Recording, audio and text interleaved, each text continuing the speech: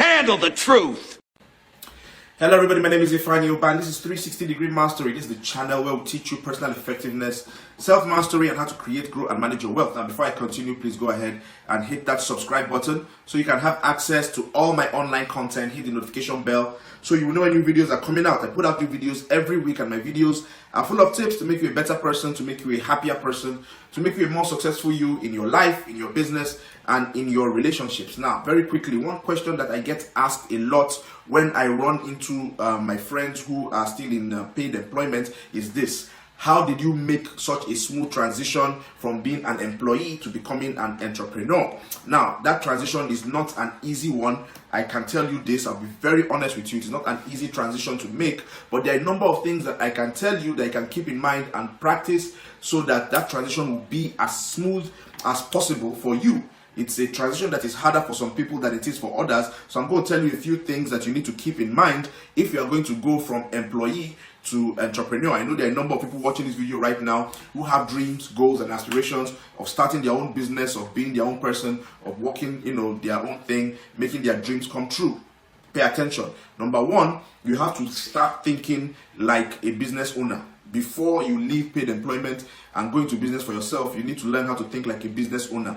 Do not think in terms of a 9 to 5. Do not think in terms of a Monday to Friday. Do not think in terms of getting paid at the end of the month. You have to have a more holistic, approach to your thinking. You have to think about how the business is going to stay afloat, how you're going to keep customers satisfied, how you're going to meet up with targets and deadlines, how you are going to pay employees. You need to ask yourself, if this business was my own, how would I run it? What can I do to make this business better? When you start thinking like that, then it means that you are preparing yourself. You are getting ready to go from being an employee to an entrepreneur. Number two, you have to learn how to work long hours. It's very important. Last year, I did a video where I talked about the myths of entrepreneurship. And one of the things I said is that, look, entrepreneurs work longer than employees. All right, any top entrepreneur, if you ask them, they will tell you that they put in a lot of time. Sometimes when men are sleeping, these men are working. These men, they sacrifice a lot of time. They sacrifice a lot of their social lives to make their dreams come true. You have to learn how to work long hours. You cannot be that person that once it's 5 o'clock, you pick up your bag, you pick up your car keys, and you walk out the door. You cannot do that. You cannot do that anymore. If you want to become an entrepreneur, you need to stop thinking like that and start thinking in terms of, I will stay as long as I need to stay. I will work as hard as I need to work. I will do whatever it is I need to do to make sure that the job is done, to make sure that we deliver. That is the second thing. Number three, you need to learn, you need to research and map out your target market. Very important.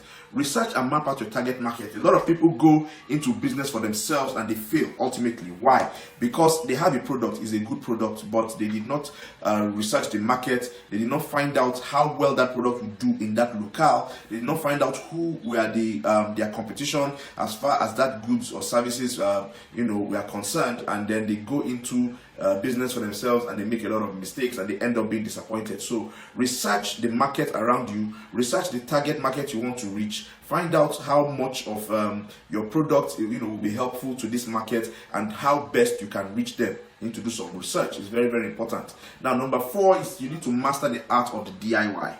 DIY in this case means do it yourself. You need to learn how to do it yourself. Okay, when you start a business, you are going to be the MD, you are going to be the accountant, you are going to be the supervisor, you are going to be the foreman, you are going to be the secretary, you are going to be the security, everything. You have to learn how to play all these multiple roles if you want your business to take off. It's very, very important. Now, which brings me to my next point, which is a little bit different from what I just said, and that is determine the role that is best suited for you. I just said that if you need to master the art of the DIY, but at the same time, when your business starts, to ensure that you do not waste time, to ensure that you maximize every opportunity, both time and resources in your business, you need to determine what role you're going to play in that business. If you're a numbers person, you can take the accounts and management of that business and run it yourself. If you are not, then maybe you can hire somebody and put that person in that role. Let that person perform that function while you face the customers, while you go out and try to market and create a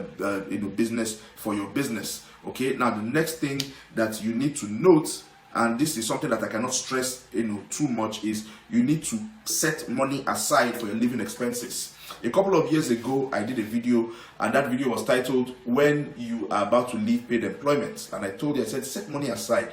Learn how to set money aside for your living expenses, okay? 6 months, 1 year, something that will tide you over. If you remove all the luxuries, if you take out all the frills, something that can take care of your basic needs, your food, your shelter, and so on and so forth. Keep that money aside, because why?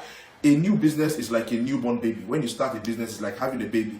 That baby is going to demand all your time. That baby is going to demand all your resources. That baby is going to demand all your energy. And if you don't set something aside for yourself, that business will consume everything, and it will consume you, and it will ultimately fail. All right, so set money aside for living expenses when you want to go from employee to entrepreneur. How do you see this video? If this video was helpful at all, please go ahead and click like, share this video with somebody who needs it. I'm sure there's somebody out there that needs to watch this video right now. Visit my online store. The address is there at the bottom of the screen, saskeventures.com. Check out the books that I have available, and also check out this book.